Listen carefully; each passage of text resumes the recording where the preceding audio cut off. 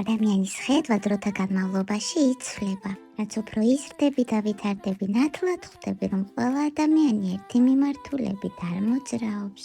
ზოგი განვითარებას ირჩევს, ზოგი კი უბრალოდ კომფორტს. ზოგი სიმართლის გზით მიდის, ზოგისთვის კი უველი უფრო უსაფრთხოა.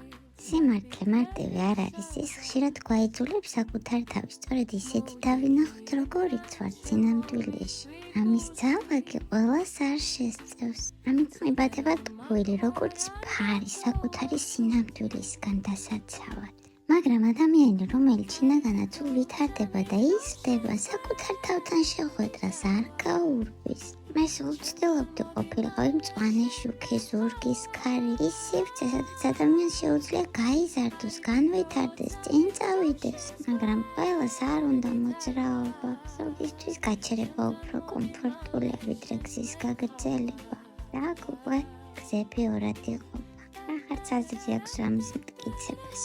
ადრე მართლა მეგონა, რომ სიტყვებს შეეძლო ყველაფრის გარკვევა. დღეს ვიცი, რომ არის რაღაცები, რასაც უკვე სიტყვებიც ვერ ცვლის. ყველას გონებას არ შეუძლია ერთნაირად დანახვა, აღქმა და მით უფრო გაცნობიერება.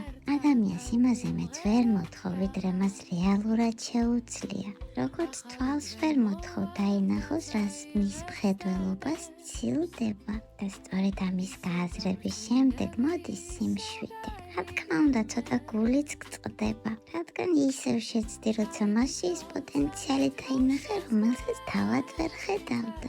ეგონა ერთად უფრო საინტერესო გზას გაივლიდი, თუმცა იმასაც ხვდები, რომ კიდევ ერთი შეცდომა, კიდევ ერთი გაკვეთილი და წინ გადადგმული ნაბიჯია. და ბოლოს განშორებასაც სხვა თვალით უყურებ.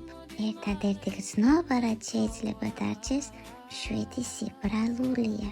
უბრალოდ მე ჩემი გზით მივდივარ. იქ, სადაც მოძრაობა ბუნებრივია.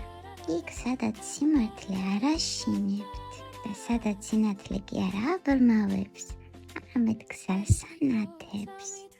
ასე რომ თუ ჩვენი გზები გაიღო, შენ დამკარგე, მე გავთავისუფლდი.